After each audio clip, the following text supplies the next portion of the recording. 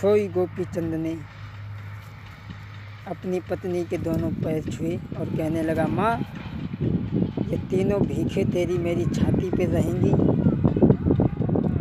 और उसी समय गोपी चंद अपनी पत्नी के पैर छू करके चला और जो ही पैर छू करके चला, सोए रानी बेहोश होकर के ज़मीन पे गिर पड़ी। बांदी ने उठा लिया और बांदी मुंह पे मुंह धर करके बिलखने लगी। इधर गोपी चंद आगे बढ़ा तो सोचने लगा कि चलो मैया से मिल लें। और जो मैया के पास में पहुँचो, मैया ने दूर से देखो तो गोपी चंद को पहचान नहीं पाओ। बोला, माताम भिक्षाम देई।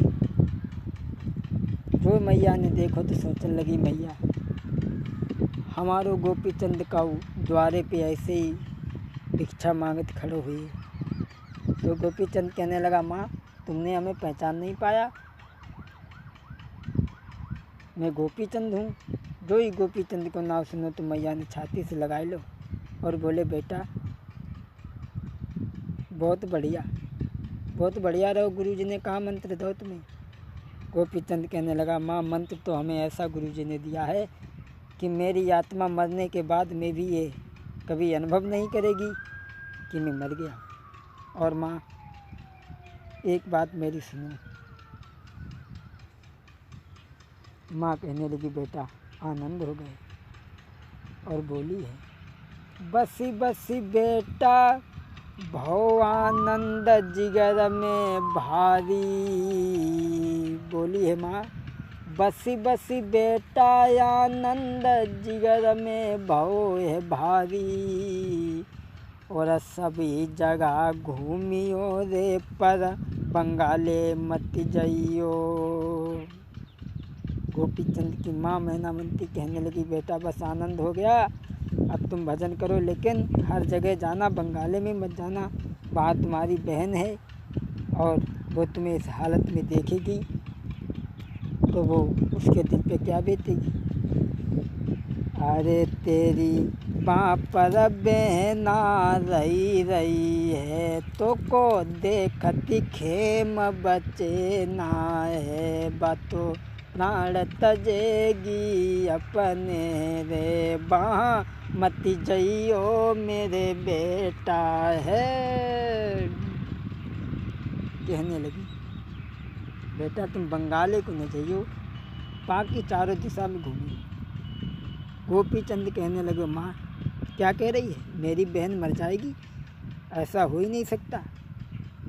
और माँ मेरे घर 1600 नारी है, कोई नाई मरी हत्यारी है। कैसे मरी है बहनी हमारी है, का कह रही तू में तारी है। क्या कह रही है, मेरे घर में 1600 रानी है, वो एको नहीं मरी तो मेरी बहन कैसे मर जाएगी। मैया कहने लगी, बेटा उधर मत जाना। सो गोपी चंद कहने लगा, माँ मैं देखना चाहता हूँ कि मेरी बहन कैसे मरती। उसी समय गोपी चंद बंगाले के लिए चला और जब बंगाले में पहुँचा, अरे पहुँच गओ बंगाले में फिर दीनी अलख जगाई। यहाँ बंगाले में पहुँच गया। अरे देखी नगर के लोग के भजे पिछाड़ी, सुनो मेरे भाई कोई ऐसो सुंदर सुगर स्वरूप महात्मा देखो अब तक नाई। बंगाले के लोग पीछे पीछे भागने लगे कि ऐसा महात्मा आज तक कभी नहीं देखा था। कुआं पे कुछ लड़कियां जल भर रही हैं और जो गोपी चंद पे नज़र पड़ी तो कहने लगी, बहना देखी बे मुझे कितना सुंदर है, कितना सुंदर है, लेकिन जे जन्म को योगी ना लग रहो हमें। और का बोली है बहना, अरे जन्म को योगी दिखत नाई बहना। बोली बहन ये जन्म का योगी नहीं है।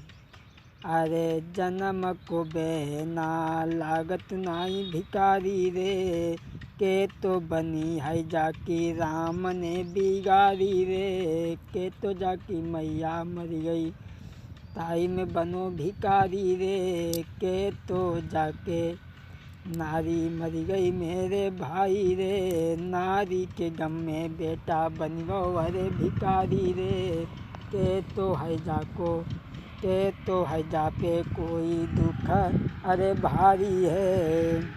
कहने लगी बहना, ए जन्म को नाई भिखारी लगी रहो है भोली बहनारी, के तो जाकी मैया मरी गई, नाई जकी पत्नी अधबर में मरी गई, नए बबुला छोड़ सिधाई गए है योरी बहनारी, वो तो जन्म को जोगी न लगी रहो है योरी बहनारी।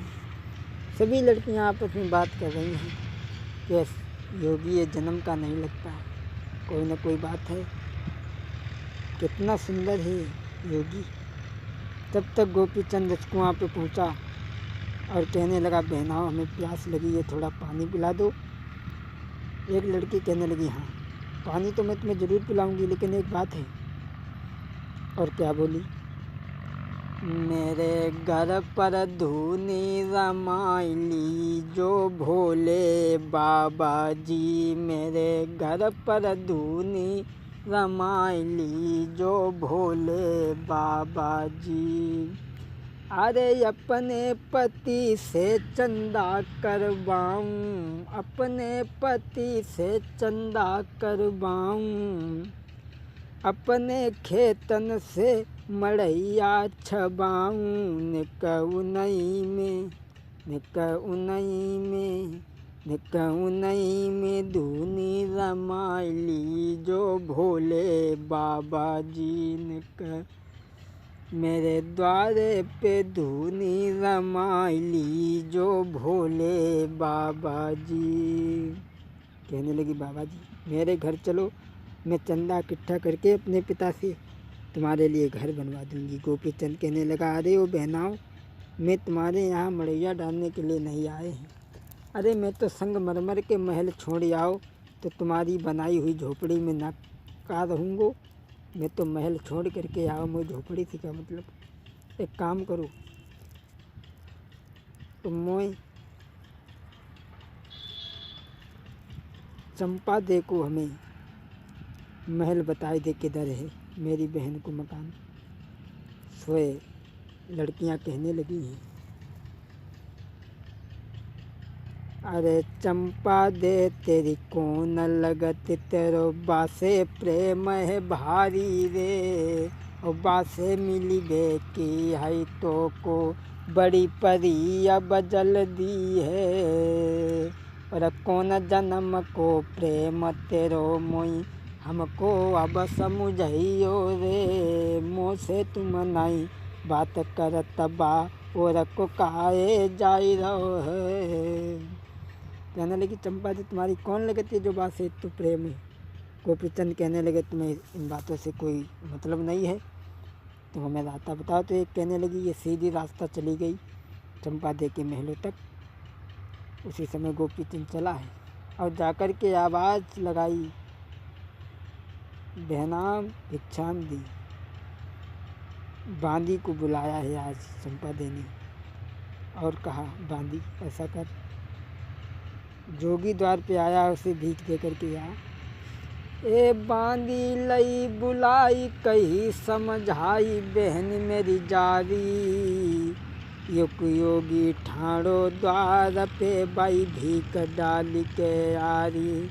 ए सुन बांदी चली भई देर नहीं करी, द्वार पे आई तू ले जोगी के लालतों को भीख दे हम डारी, तू ले जोगी के लाल रे तोई भीख दे हम डारी। कहने लगी, जोगी ले मैं तेरे लिए भीख लाई डाल।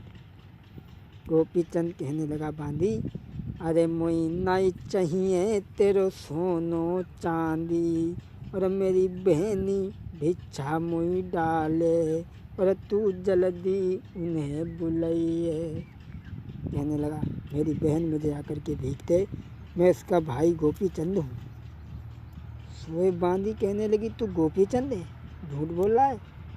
और बांदी बोली तो उसका भाई नहीं है, उसका तो भाई बामनगढ़ का राजा है, वो कभी योगी बन ही नहीं सकता।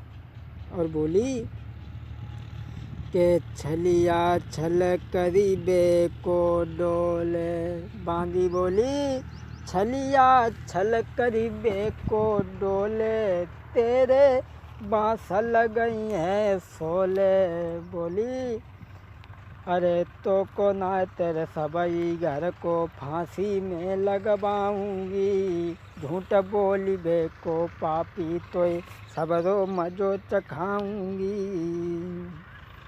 कहने लगी तो उसका भाई नहीं हो सकता। गोपी चंद कहने लगा